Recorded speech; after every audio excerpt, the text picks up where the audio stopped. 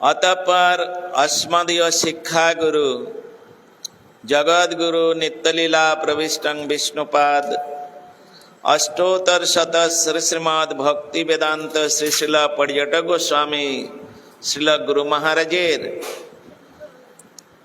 चरण कमले दास अधमेर अनंत कोटि भक्तिपूर्ण साष्टांग दंडवत प्रणति ज्ञापन करे ताहार हयतोके कृपाशीर्वाद प्रार्थना करी। परम पूजनीय वैष्णव वृंद, उपस्थित श्री श्री हरिकथा श्रवण पिपासु सकल भक्त वृंदे चरणे यथायोग्य प्रणाम जानिए सकलेर आशीर्वाद प्रार्थना करी। सकलेई आमार प्रति प्रसन्न हवन, आमाके कृपा করুন, आशीर्वाद করুন।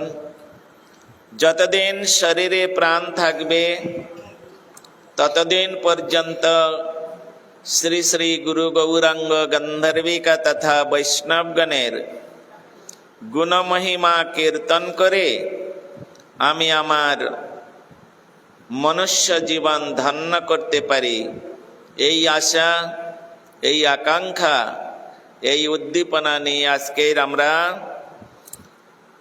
এখানে উপস্থিত হয়েছি।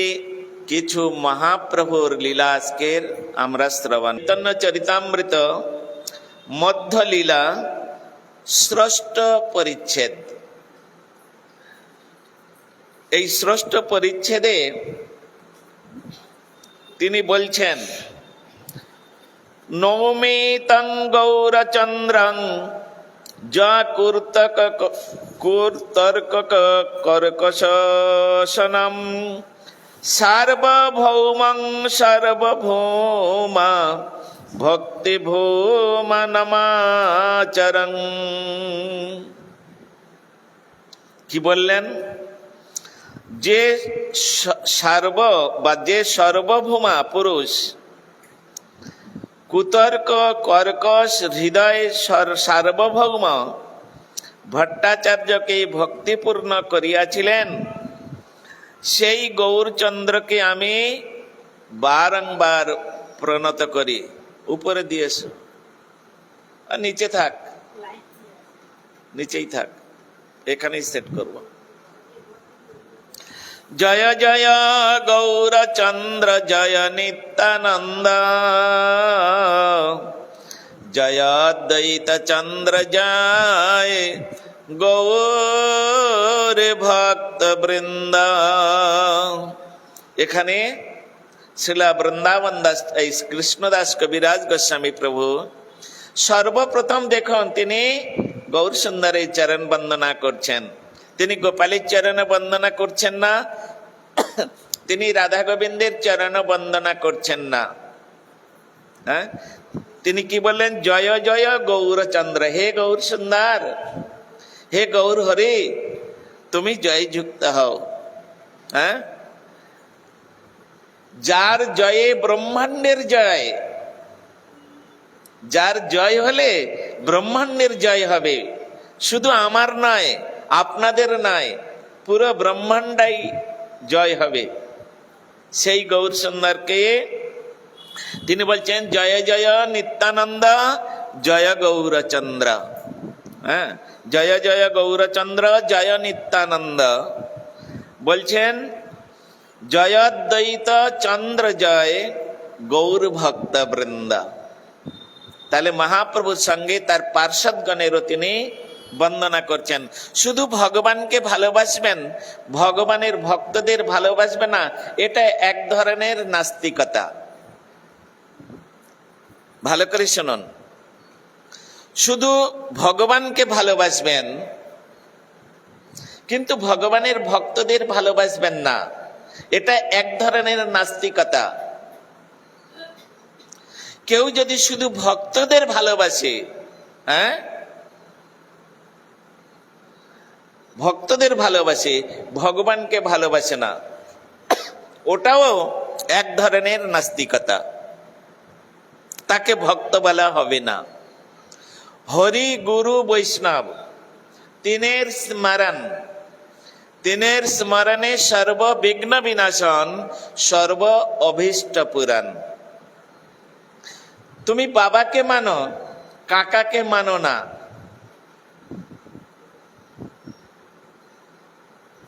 বাবাকে মানো, কাকাকে মানো না। তোমাকে বুদ্ধিমান ব্যক্তি বলা হবে না, বা সাধু ব্যক্তি বলা হবে না, পণ্ডিত ব্যক্তি বলা হবে না। আমাদের প্রাথমিক কীর্তনের মধ্যে, গুরু বন্দনার মধ্যে আছে, সকলে সম্মান করিতে সকতি দেহনাথ যথাযথ। প্রার্থনা করছি গুরুপাদ পদ্মের কাছে, হে গুরুদেব, আপনি আমার প্রতি প্রসন্ন হয়ে যান, আমি যেন সকলকে যে যেমন ব্যক্তি তাকে সেইভাবে সম্মান করতে পারি। তাই বলে কাকাকে বাবার আসনে বসাতে পারি না, আবার বাবাকে কাকার আসনে বসাতে পারি না, তাহলে রসগত দোষ এসে যাবে, রসগত দোষ এসে যাবে। আমি যদি কাকাকে বাবার আসনে বসিয়ে দিই, তাহলে মায়ের সঙ্গে কাকার সম্বন্ধটা কি হবে? এ সমস্ত বিচারগুলো সাধক সাধিকাকে, সেই রকম বিচার এই জন্য বলেছে বিচার করিয়া মনে। আজকের এখানে কৃষ্ণদাস কবিরাজ গোস্বামী প্রভু, তিনি গৌরাঙ্গ প্রভু নিত্যানন্দ প্রভুকে বন্দনা করছেন এবং তাহার পার্শ্বদের অদ্বৈতাচার্য গৌর ভক্তবৃন্দ সকলকে তিনি যার যতটুকু সম্মান পাওয়া উচিত তিনি সঠিকভাবে তাহাদের সেইভাবে সম্মানের দ্বারাই তিনি বিভূষিত করছেন। এটা হচ্ছে শ্রেষ্ঠ পাণ্ডিত্যের পরিচয়। হ্যাঁ, এটা হচ্ছে শ্রেষ্ঠ পাণ্ডিত্যের পরিচয়। এর মধ্যে কোনো মল নেই। মল মানে হেয় বস্তু, ফেলে দেওয়ার বস্তু নেই। এটা প্রত্যেকটা সবটাই গ্রহণীয়। আবেশে চলিলা প্রভু জগন্নাথ মন্দিরে, জগন্নাথ দেখি প্রেমে হইলা অস্থিরে। মহাপ্রভু তিনি নদিয়া লীলা সমাপ্ত করেছেন 24 বৎসর বয়সে। 24 বৎসর বয়স পর্যন্ত তিনি নদিয়া লীলা করেছেন। 24 বৎসর বয়সে তিনি সন্ন্যাস গ্রহণ করে আর পুরীধামে গিয়ে তিনি ওইখানেই লীলা করতে শুরু করলেন। এই যে পুরীধামে যাওয়াটা তার নিজের ইচ্ছাই নয়, নিজের ইচ্ছা মতো যেখানে সেখানে চলে যাব, কারোর আনুগত্য স্বীকার করব না, এর দ্বারাই আমাদের জীবনে অনেক বিপদ এসে উপস্থিত হয়। কেন? নিজের ইচ্ছা মতো এখানে ওখানে সেখানে যা মনে আসলো তাই করলাম, তাই গেলাম, সেখানে গেলাম, ওটা হবে না। মহাপ্রভু স্বয়ং ভগবান হয়েও তিনি নিজের ইচ্ছা প্রকাশ করলেন না। তার ইচ্ছা ছিল তিনি সন্ন্যাস গ্রহণ করে বৃন্দাবনে যাবেন। তিনি বৃন্দাবনে যাবেন, কিন্তু তার একজন বিশেষ গুরুজন তাকে বললেন, না বাবা, তুমি বৃন্দাবনে যেও না, তুমি কাছাকাছি পুরীধাম সেখানে যাও। সেই গুরুজন হচ্ছে তার গর্ভধারিণী মা শচী দেবী। বললেন, তুমি বৃন্দাবনে যেও না, তুমি পুরীতে যাও, ওখানে জগন্নাথ, বলরাম, সুভদ্রা দেবী রয়েছে, জগন্নাথ হচ্ছে অভিন্ন কৃষ্ণ, তুমি সেখানেই যাও। সেখানে গেলে তোমার মনের ইচ্ছা সবকিছু পূরণ হয়ে যাবে। তিনি মায়ের কথা অমান্য করলেন না, করেছিলেন মায়ের কথা মতো, মায়ের সম্মানের জন্য মায়ের আদেশ পালন করলেন, তিনি পুরীধামে গেলেন। তো তিনি তখন ওই পুরীধামে যাচ্ছেন, সঙ্গে ছিলেন কে কে? নিত্যানন্দ প্রভু, গদাধর পণ্ডিত, তারপরে হরিদাস ঠাকুর, মুকুন্দ, এরা মহাপ্রভুর সঙ্গে সব ছিলেন। এখন মহাপ্রভু যাচ্ছেন, তিনি দুহাত উঠিয়ে দিয়ে আর কৃষ্ণ প্রেমে একদম বিভোর হয়ে আর তিনি যাচ্ছেন। যেতে যেতে উড়িষ্যায় প্রবেশ করেছেন। যখন আপনারা ভুবনেশ্বর পার হয়ে যখন পুরী ডিস্ট্রিক্টে ঢুকবেন, ভুবনেশ্বর একটা ডিস্ট্রিক্ট, পুরী একটা ডিস্ট্রিক্ট, তা ভুবনেশ্বর পার হয়ে যখন পুরী ডিস্ট্রিক্টে ঢুকবেন তখন ওখানে একটা নদী পড়বে। নদীটার নাম হচ্ছে ভার্গী নদী। মনে থাকবে? ভার্গী নদী মনে থাকবে? ঠিক আছে। তো ভার্গী নদীতে যখন গেলেন আর মহাপ্রভু সেই প্রেমাবিষ্ট হয়ে ভাবাবিষ্ট হয়ে তিনি সবসময় একটা চিন্তা করতেন, কি না বলছেন, বন দেখি ভ্রম হয় এই বৃন্দাবন, শৈল দেখি মনে হয় গিরি গোবর্ধন, যাহা নদী দেখে তাহা মানয়ে কালেন্দে। আর মহাপ্রেমে মহাপ্রভু পড়ে সদা কান্দে। কি বললেন? বন দেখি ভ্রম হয় এই বৃন্দাবন।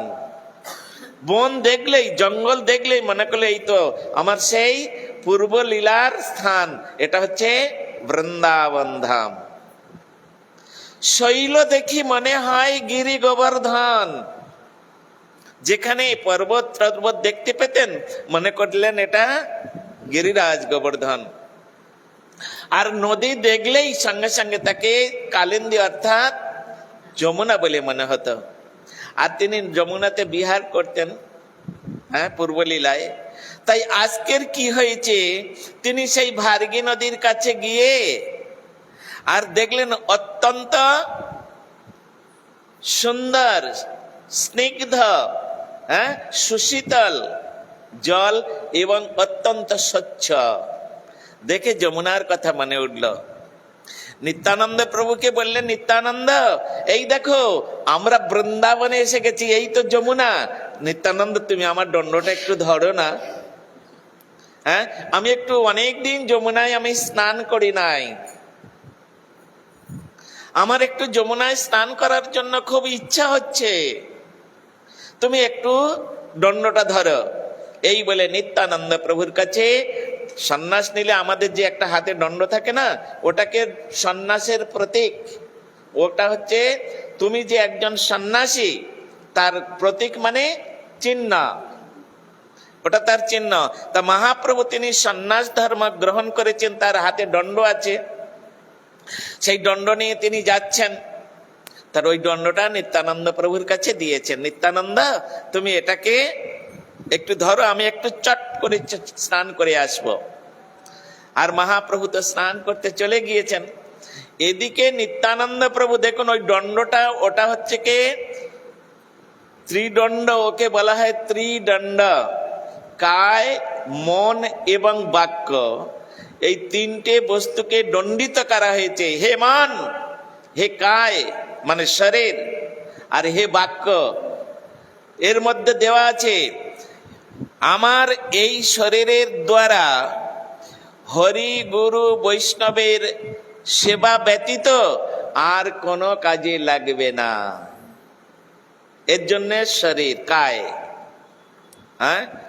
কায় মন, মনকে বলা আছে হে মন, আজ থেকে তুমি কোনোদিন কোন প্রকার হরি গুরু বৈষ্ণবের গুণগান ব্যতীত, তাদের লীলা ব্যতীত কোনো চিন্তা করবে না। মনেরকে শাসন করলেন। আর বাক্য, হে ভগবান আমি তোমাকে এই প্রতিশ্রুতি দিলাম, আজ থেকে আমার জিহ্বা তোমাদের গুণগান ব্যতীত, হরিগুরু বৈষ্ণবের গুণগান ব্যতীত আর কারোর গুণগান করবে না। এই কায় মন বাক্যে তিনটে বস্তুকে দণ্ডিত করা হয়েছে, তাহার নিদর্শন স্বরূপ, তার প্রতীক এই দণ্ড। তার প্রতীক হচ্ছে এই দণ্ড।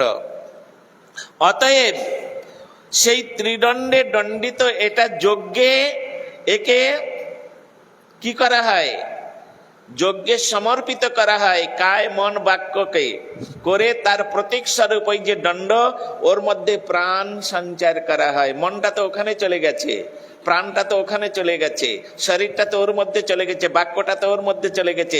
সুতরাং ওটা একটা জীবিত বস্তু। ওটা দেখতে হাতে এরকম আছে লাঠির মতো, লাঠি মনে করবেন না। যেমন উদাহরণস্বরূপ বলেছেন, একটা জগন্নাথের মূর্তি তৈরি করলেন কাঠ দিয়ে, যখন তার প্রাণ প্রতিষ্ঠা করলেন সে তখন আর কাঠ থাকলো না। কেউ কোনোদিন রাস্তায় পড়ে থাকলে কাঠকে প্রণাম করেন? তাহলে করেন না তো। তাহলে মন্দিরে ওই যে জগন্নাথ রূপী ওটা তো কাঠ, তাহলে ওকে কেন প্রণাম করেন? যখন ওটা কোনো মূর্তি তৈরি হলো আর তার যখন প্রাণ প্রতিষ্ঠা করা হলো, তখন ওটা আর কাঠ থাকে না, ওটা তখন অপ্রাকৃত দিব্য কলেবর। সেই রকম দণ্ডটা হচ্ছে উজ্জীবিত হলো, তার মধ্যে প্রাণ প্রতিষ্ঠা করা হলো, করে তোমার হাতে দেয়া হলো। তুমি যদি সন্ন্যাসী হয়ে কোনো অপকর্ম করতে চাও, যাও, এই দণ্ড তোমাকে শাসন করবে। হ্যাঁ, এর মধ্যে সবকিছু আছে, এ তোমাকে শাসন করবে। পাথর দিয়ে ঠাকুরের মূর্তি বানানো হয়েছে, যখন তার প্রাণ প্রতিষ্ঠা করা হলো তখন আর পাথর থাকলো না, তখন তিনি অপ্রাকৃত দিব্য কলেবর। তুমি ঠাকুরের সামনে যদি কোনো অন্যায় করো, ঠাকুর তোমাকে উপযুক্ত শাস্তি প্রদান করবে। সেই রকম হে সন্ন্যাসী, তুমি কায় মন বাক্য তিনটাকে দণ্ডিত করে তুমি দণ্ড ধারণ করেছো। তুমি যদি কোনো অন্যায় করো, তাহলে এই দণ্ড তোমাকে উপযুক্ত শাস্তি দিবে। সকলে বুঝতে পেরেছেন তো? মহাপ্রভু সেই দণ্ডটা নিয়ে গিয়েছেন, নিয়ে গিয়ে নিত্যানন্দ প্রভুকে দিয়েছেন। আর নিত্যানন্দ যখন মহাপ্রভু স্নান করতে চলে গেলেন, তাহলে ওর তো প্রাণ আছে, দণ্ডের প্রাণ আছে। তখন নিত্যানন্দ প্রভু দণ্ডের সঙ্গে কথা বলছেন। আমরা পারবো না, আমাদের সেই অধিকার এখন আসি নেই। যখন ওই রকম অধিকারে আমরাও পৌঁছাতে পারবো, তখন ওই দণ্ড আমাদের সঙ্গে কথা বলবে। দ্যাট ইজ ফর এক্সাম্পল, এখানে বিগ্রহ আছেন, উনি কথা বলতে পারেন কিনা? পারেন কিনা? তাহলে আমার সঙ্গে কি বলে? কেন? ওনার সঙ্গে ওনার যে কথা, ওনার সঙ্গে ওনার মুখে কথা শোনার জন্য আমি সেই অধিকার এখন লাভ করতে পারি নাই, সেই অধিকার এখন আমি পাই নাই, ওই জন্য উনি আমার সঙ্গে কথা বলেন না।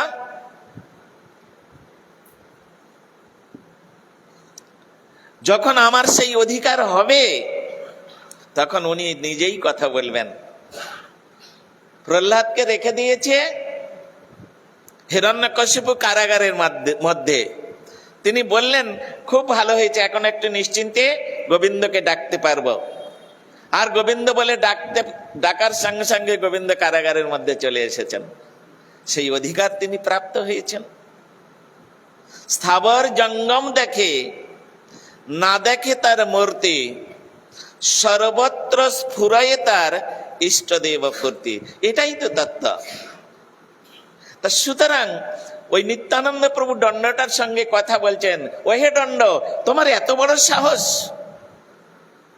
দণ্ডকে শাসন করছে। হ্যাঁ, নিত্যানন্দ প্রভু দণ্ডকে শাসন করছে, তোমার এত বড় সাহস! আমি যার হৃদয়ে ধারণ করি, হ্যাঁ, চৈতন্য মহাপ্রভু নিত্যানন্দের প্রাণধন, আমি যাকে হৃদয়ে ধারণ করি, তুমি তার কাঁধে উঠে ঘুরে বেড়াবে? এটা আমি সেবক হয়ে কি করে সহ্য করব? হ্যাঁ, এটা তো হতে দেওয়া যাবে না। এই বলে দণ্ডকে কি করলেন? 3 খণ্ড করলেন, ভেঙে চুরমার করে দিলেন। 3 খণ্ড করে ভার্গী নদীর জলে ফেলে দিলেন। যা, আমার প্রভুর কাঁধে তুমি চেপে ঘুরে বেড়াবে? আরে ওনাকে তো আমি তো হৃদয়ে ধারণ করি, উনি আমার আরাধ্য দেব, আমার প্রভু, আর তুমি তার কাঁধে ঘুরে বেড়াবে? এটা কোনোদিন হতে দিতে পারা যায় না। ভেঙে ফেলে দিলেন, একেবারে 3 খণ্ড করে ফেলে দিলেন। যাও, তুমি নদীতে ভেসে চলে যাও। হ্যাঁ, এই জন্য কোন বিগ্রহ যদি অঙ্গহানি হয়, ভালো করে শুনে রাখো তোমরা, কোন বিগ্রহ যদি অঙ্গহানি হয় তাহলে ওই বিগ্রহ আর সেবা করা চলে না, ওকে স্রোতস্বিনী নদীতে বিসর্জন দিতে হয়। হ্যাঁ, স্রোতস্বিনী নদীতে বিসর্জন দিতে হয়, তাহলে কোনো অপরাধ হবে না। এই অনেক দেখবে আলোক টালোক এটা সেটা সব পিকচার গুলো নষ্ট হয়ে যায়, তো ওগুলো যেখানে সেখানে ফেলতে নাই, ওগুলো যেখানে সেখানে ফেলতে নাই, ওগুলো স্রোতস্বিনী নদীতে বিসর্জন দিতে হয়, তাহলে কোনো অপরাধ হয় না। তার নিদর্শন এই দণ্ডকে তিনি বিসর্জন দিলেন। স্রোতস্বিনী নদী, যাও তুমি চলে যাও, হ্যাঁ, এই বলে তাকে সেখানে ভাসিয়ে দিলেন। মহাপ্রভু স্নান করলেন, আর স্নান করার পরে তারপরে উঠে চলে আসলেন। এসে তখন নিত্যানন্দকে বলছেন, সর্বভূত অন্তর্যামী, তিনি অলমাইটি। মহাপ্রভু কি জানেন না কি ঘটনা ঘটছে, কি ঘটনা ঘটবে? হ্যাঁ, আমি যদি আজকের নিত্যানন্দের কাছে এই দণ্ডটা রেখে যাই, তার পরবর্তী কি ঘটনা ঘটবে ওটাও মহাপ্রভু জানেন, ওটাও মহাপ্রভু জানেন। আর ওই নিত্যানন্দের কাছে দণ্ডটা যদি আমি রেখে যাই, পরবর্তীতে নিত্যানন্দ দণ্ডের প্রতি কিরকম আচরণ করবেন ওটাও মহাপ্রভু জানেন। সব জেনে শুনে তিনি না জানার অভিনয় করলেন, কারণ লোকবর্তু লীলা কৈবল্য ভগবান এই জগতে তিনি লীলা করার জন্য এসেছেন, এই জগতে তিনি লীলা করার জন্য এসেছেন। সুতরাং তিনি এখানে লীলা তার প্রদর্শন করছেন। নিত্যানন্দ প্রভুর কাছে এসে বলছেন, নিত্যানন্দ দাও আমাকে দণ্ডটা দাও। কিছুই জানে না ছেলেটা আমার, ভোলা ভলি একদম সাদা সিধা চিত্তে বললেন, নিত্যানন্দ এবার আমার দণ্ডটা দাও। নিত্যানন্দ প্রভু তখন একটু মিথ্যার আশ্রয় নিলেন। কিছু কিছু জিনিস মিথ্যার মতো দেখতে হলেও শুনতে হলেও ওটা হচ্ছে ধ্রুব সত্য। তার জন্য একটা আমি উদাহরণ দিচ্ছি। এই পাড়ায় একটা গন্ডগোল লাগেছে, একজনকে পিটানোর জন্য বা মেরে ফেলার জন্য তাকে কয়েকটা গুন্ডা তাড়া করেছে। সে এখন কোন রকম প্রাণ ভয়ে এসে অরুণবাবুর বাড়িতে ঢুকে পড়েছে। হ্যাঁ, ঢুকে একদম ঘরের মধ্যে ঢুকে গেছে। এখন অরুণবাবু গেটের কাছে দাঁড়িয়ে ছিল, গুন্ডাগুলো এসে জিজ্ঞাসা করছে, অরুণবাবু ওই ছেলেটা আপনার বাড়িতে ঢুকেছে, আপনি হ্যাঁ বলবেন না না বলবেন? না বলতে হবে, ওটাই হচ্ছে পরম সত্য কথা। কেন না, তোমার বাড়িতে তো ঢুকেছে, তুমি এটা জানো, কিন্তু তার সত্ত্বেও তোমাকে বলতে হচ্ছে না আমার বাড়িতে আসে না। কেন? একজনের প্রাণ রক্ষা, একজনের প্রাণ বাঁচানো, এটা হচ্ছে একটা চরম সত্য। সুতরাং ওটা মিথ্যা কথা নয়, ওটা মিথ্যা কথা নয়। এই জন্য এইসব বিচারগুলো নিয়ে শাস্ত্র আমাদের কাছে, বিশেষ করে আর্য ঋষিগণ, তাহারা তাহাদের যে সমস্ত ফিলোজফি, সেই ফিলোজফির মধ্যে এগুলো বর্ণনা করেছেন। তো তখন নিত্যানন্দ প্রভু একটু মিথ্যার আশ্রয় নিলেন। কেন? ওই মিথ্যার আশ্রয় না নিলে মহাপ্রভুকে তার যে প্রেম ধর্ম, তার যে ঔদার্যময় বৃত্তি, সেটাকে সংরক্ষণ করা যাবে না। হ্যাঁ, এই জন্য নিত্যানন্দ প্রভু বললেন, না না না না, দণ্ড তো নাই প্রভু। বলে, দণ্ড নাই মানে? আমি যে তোমার কাছে দিয়ে গেলাম। বলে, হ্যাঁ আপনি আমার কাছে দিয়ে গেছেন ঠিকই, কিন্তু আপনি ওই যে যমুনায় স্নান করতে যখন যাচ্ছিলেন আর খুব উদ্দণ্ড নৃত্য করে প্রেমে একদম টলমল করছিলেন, আমি তো আপনাকে জড়িয়ে ধরলাম আর দণ্ড আমার হাতে আছে।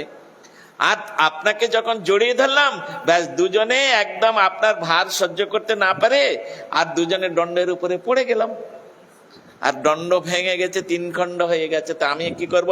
ভাঙা জিনিসটা কোনোদিন আপনাকে দিতে পারি? ওটা তো অঙ্গহানি হয়ে গেছে। ওই অঙ্গহানি আর কোনোদিন ওতে শোভিত হবে না। এই জন্য বিগ্রহের কোনোদিন যদি কোনো প্রকার অঙ্গহানি হয়, তাহলে ও বিগ্রহ পূজা করা নিষ্ফলং ভবেত, ও বিগ্রহ আর পূজা হবে না। এত সুন্দর বিচারগুলো এখানে দিয়ে রেখেছেন। আমি সবে তো মাত্র 2টো লাইন পড়ছি, এরপরে তো অনেক কিছু আছে। এই চৈতন্য চরিতামৃতের মধ্যে যে সমস্ত অধ্যায়গুলো আছে, একটা একটা অধ্যায় নিয়ে যদি আলোচনা করা যায় তো মনে হয় মাসেক লেগে যাবে। সবে আমি মাত্র 2-4টে লাইন পড়েছি, সেই শব্দটা বুঝাতে গিয়ে এত সুন্দরভাবে বিচারগুলো আসছে। তো তখন তিনি বললেন, যার অঙ্গানী হয়েছে হে প্রভু, সে তোমার কাছে থাকবে, তুমি তাকে নিয়ে ঘুরে বেড়াবে, এটা তো অশোভনীয়। এই জন্য আমি ওটা বিচার টিচার করে ওটা নদীর জলে ভেঙে ফেলে দিয়েছি। ভেঙে বলেনি, ভেঙে তো বললেন আগেই গিয়েছে। আমাদের দুজনের শরীরের ভরে দণ্ডের উপরে পড়লাম আর দণ্ডটা ভেঙে গেল। তা ভাঙা জিনিস আর কি হবে, ওটা আমি নদীতে ফেলে দিয়েছি। মহাপ্রভু কিছুক্ষণ তিনি একেবারে মনটা গম্ভীর করে আর তখন দেখাচ্ছেন এটা অন্তরে কিন্তু প্রসন্ন। নিত্যানন্দ, এটা তো করার জন্যই আমি তোমাকে দণ্ডটা দিয়েছিলাম, এটা তার অন্তরের বিচার। কিন্তু বাইরের বিচারটা কি? বাইরের বিচার, তুমি আমার দণ্ড ফেলে দিলে, আমি সংসার টংসার, বাবা মা ভাই বোন পৃথিবীর সমস্ত কিছু পরিত্যাগ করে একমাত্র আশ্রয় স্বরূপ এই দণ্ডকে আমি আশ্রয় করেছিলাম, সেটাকেও তোমরা বিদায় দিয়ে দিলে। যাও, তোমরা আমার কাছ থেকে বিদায় হও। তোমাকে সঙ্গে করে, তোমাদের সঙ্গে করে আমি এনেছিলাম। তো এখন যখন তুমি আমাকে দণ্ড ছাড়া করলে, তখন আমাকে তোমরাও ছেড়ে দাও, আর তোমাদের সঙ্গে আমি যাব না। হয় তোমরা আগে যাবে, তা নাহলে আমি আগে যাব। হয় তোমরা আগে যাও, তা নাহলে আমি আগে যাব, তোমাদের সঙ্গে আর যাব না। যখন আমার দণ্ড ছাড়া করেছো তোমরা, আমি সমস্ত কিছু ছেড়ে দণ্ডকে আশ্রয় করেছিলাম, ওটাকে এর দ্বারা একটা চরম শিক্ষা দিয়েছেন।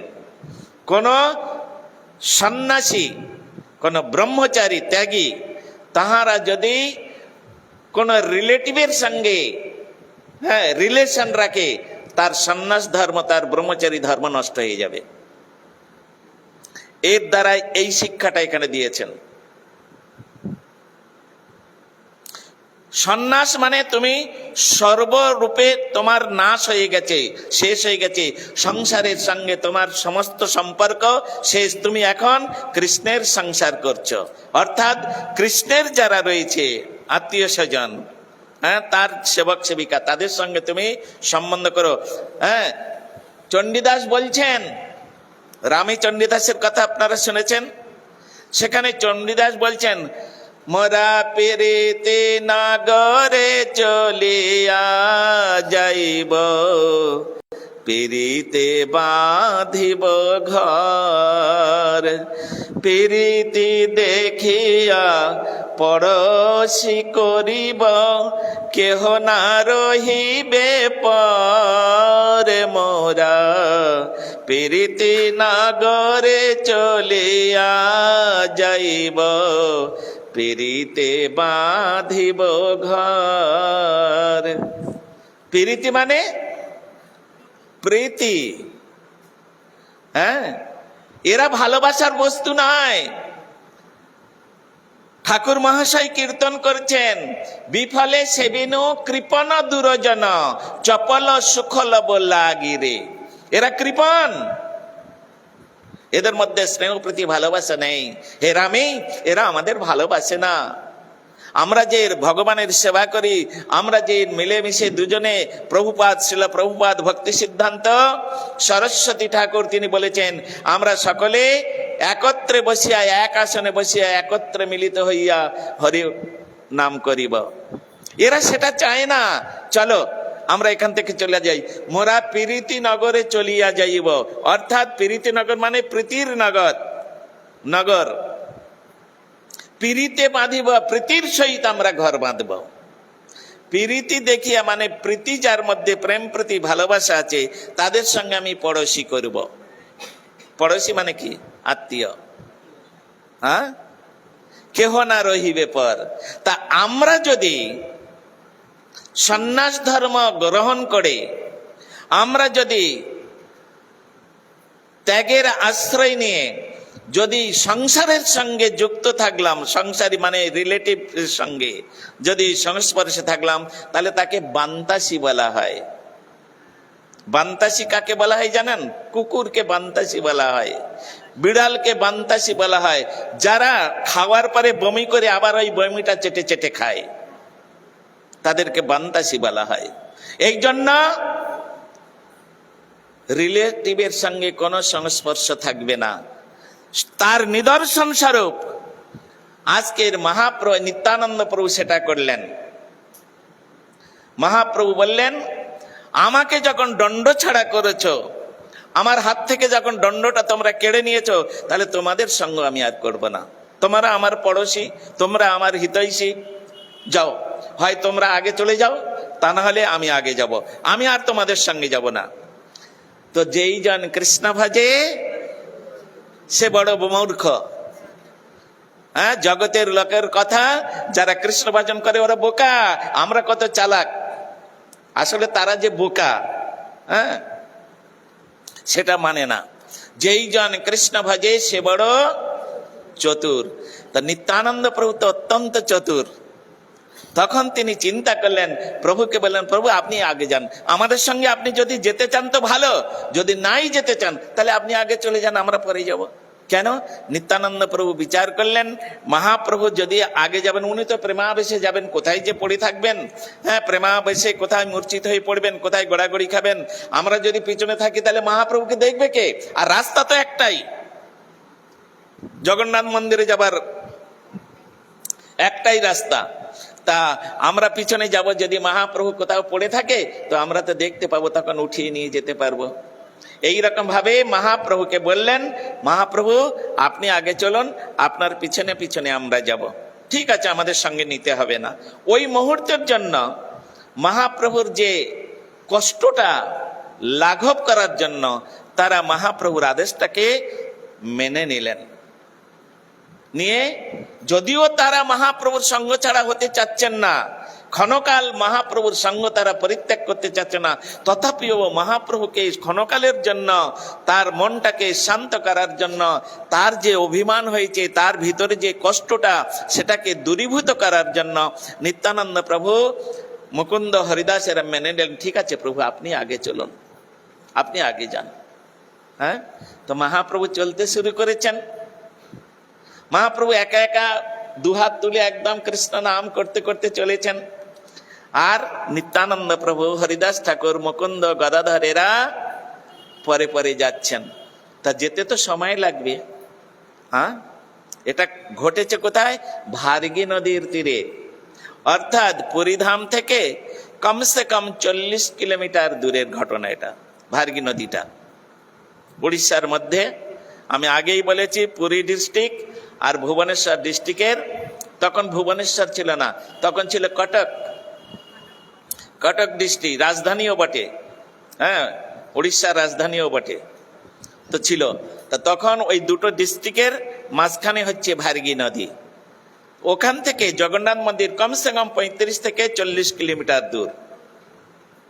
তাহলে এই রাস্তাটা যেতে হবে, তার জন্য তো একটা সময়ের দরকার, নাকি? না বললাম আর চলে গেলাম। হ্যাঁ, তাহলে মহাপ্রভু এখন চলতে শুরু করেছে, তার পিছনে নিত্যানন্দ প্রভু চলছেন।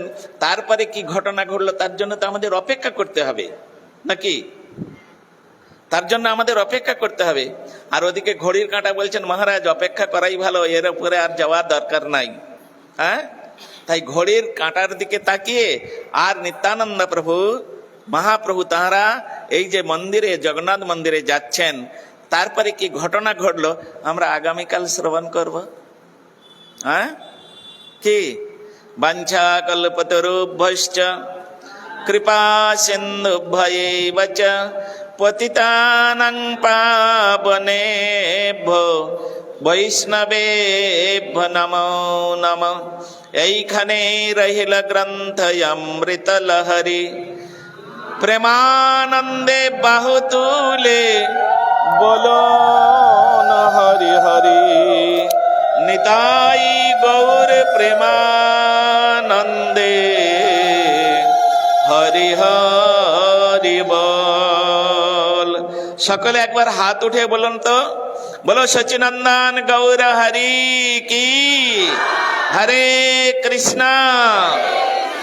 হরে কৃষ্ণ কৃষ্ণ কৃষ্ণ হরে হরে, হরে রাম হরে রাম রাম রাম হরে হরে। একবার উলুধ্বনি নিতাই গৌর প্রেমানন্দে, হরি হরি বল, জয়